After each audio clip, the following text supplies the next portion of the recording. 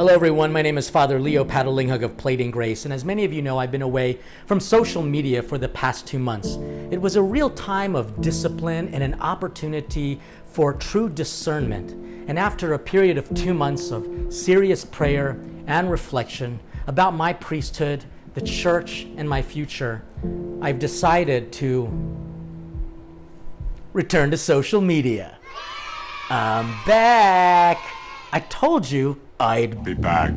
And I want to thank all of those people who were very encouraging and prayerful during this time away. Thank you for all of your kind words. And I hope that you realize that there was no need to fear. What is needed is trust. That's Jesus's words. And also you've got to know that I love the church. I love my priesthood, and I am so grateful for the opportunity to proclaim the good news to all the nations, even on social media, which is not an easy thing to do, which is why I gotta tell you, I learned a few things about social media. I learned first and foremost that it's not very social. In fact, we're becoming very antisocial, and it's not media, because media implies journalism skills. And let's admit, there's a lot more opinions that are uninformed than facts presented with journalistic integrity. But what it also gave me an opportunity is to just sit back and truly observe and listen, especially in a very unique time of our lives. I realized that I needed to spend more time talking to actual people, like my family and my priest friends and a lot of my lay friends as well, especially my community. You see, social media can sometimes be so addictive, we'll spend all of our times in front of a device rather than caring for people who are right next to us. I also understand that social media has a lot of positive opportunities and possibilities. But in order for us to do it, we gotta learn. And learning takes listening, and listening takes time. You gotta know that I wasn't avoiding pastoral ministerial work, because I also know that a lot of parishes and a lot of priests were doing fantastic things online so that you can have the spiritual support during this very unique time. And during this time, please do not think I was like on some sort of like vacation. There it is, Wally World, next 3 exits. Dad, wow! Granted, I was very busy. I completed all of Netflix. I'm kidding. I only watched a few things on occasion. But what I did was I used this time to engage in deeper prayer, something that doesn't always happen in my incredibly busy schedule. I was also finishing up the final touches to the TV show, my show, Savoring Our Faith, now at a new time slot every Sunday at 4:30 p.m. Eastern Time on EWTN. It's fantastic. Make sure you DVR it and watch it. I think you're going to love it. I was also taking some time each week to distribute lunches to the homeless people because they've been struggling in a very, very hard way. We also celebrated the Olive Mass, which was to kind of harvest the power of food to do good by honoring those professionals in the hospitality industry. And we also raised $2,500 and donated it to restaurants and workers in need.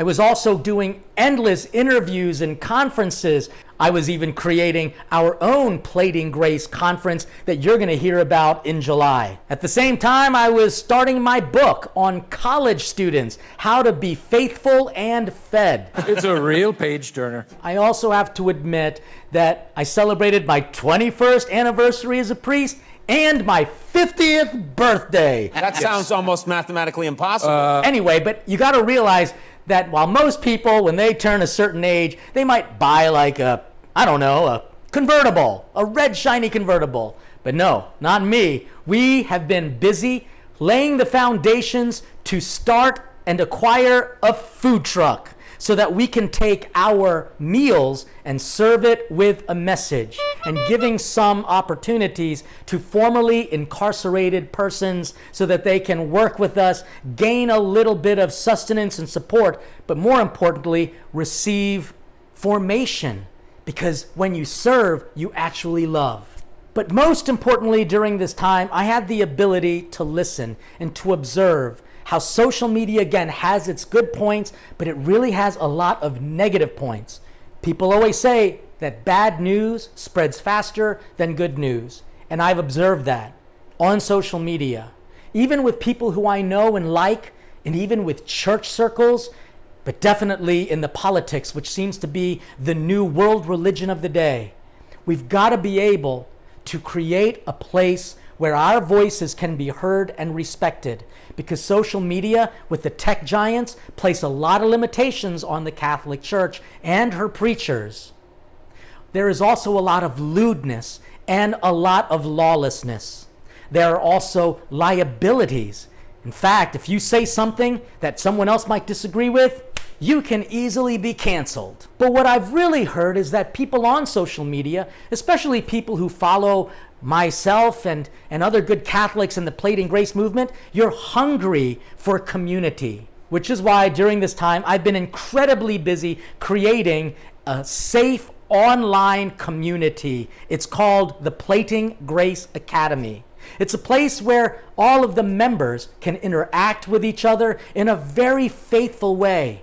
There you'll be able to even engage in virtual conferences and dialogues and conversations that truly lead to conversion.